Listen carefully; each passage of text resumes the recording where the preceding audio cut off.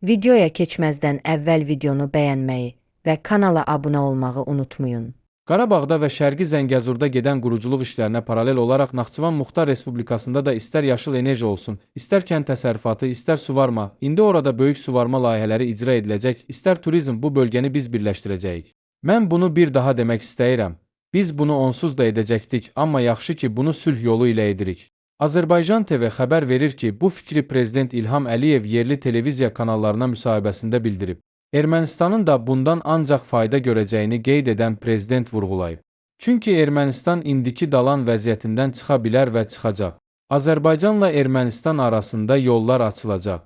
Türkiyə ilə Ermənistan arasında yollar açılacaq.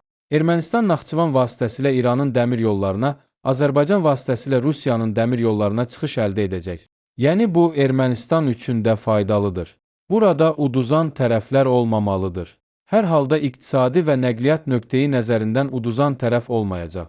Əgər kimsə özünü siyasi cəhətdən uduzmuş hesab edirsə, bu necə deyərlər onun problemidir. Amma əgər hər kəs bu məsələyə praqmatizm nöqteyi nəzərindən baxsa, burada özü üçün xeyirli bir iş görə bilər.